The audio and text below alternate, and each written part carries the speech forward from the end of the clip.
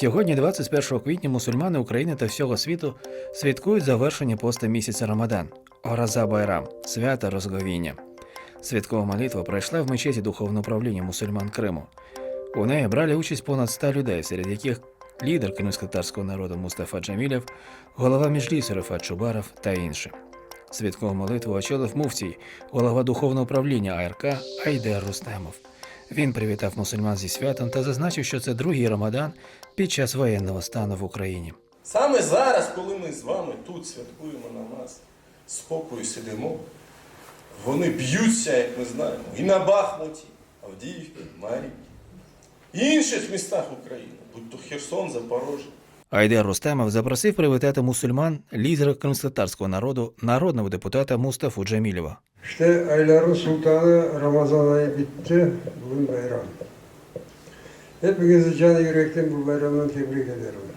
Allah sizlere sağlık, selametlik, hep işlerinizde, doğru işlerinizde başarılar dilerim. Голова Меджлісу кримськотатарського народу Рифат Чубаров, якого теж запросили привітати мусульман, зазначив, що молитва мусульман пов'язана з Кримом. Він також висловив надію, що в майбутньому свято Рамадана буде святкуватися у звільненому Криму. Ми маємо зробити все для того, щоб на тій землі, яка народила наш народ, Крим, на тій землі, де століттями іслам вирішував весь розвиток, щоб там знову була свобода, щоб там була воля, щоб люди там добре себе відчували.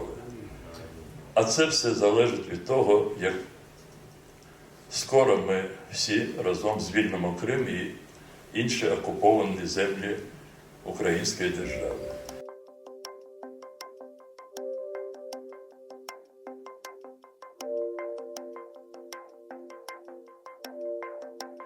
Я хотів би всіх привітати громадян України, віруючих мусульман, з Ораза Байрамом. Аллах випробує нас, але Він дуже щирий і милостивий. І цього року Він дав нам можливість дотримуватися посту місяць Рамадан і тепер святкувати Ораза Байрам.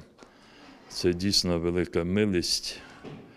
Будемо гідні цієї милості і здійснимо все, що на нас покладається.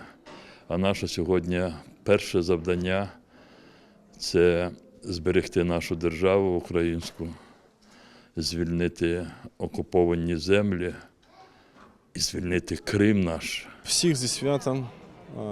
Ораза байрамınız, Рамазан байрамınız, хайрлы, мубарек olsun. Нехай Всевишній прийме наш піст, молитви і дасть, іншаллах, зустріти. І ми вже кожен рік, коли ми це кажемо, але от зараз, коли ми це кажемо, дійсно ми відчуваємо, що наступний Ораза Байрам точно, іншаллах, в Криму буде.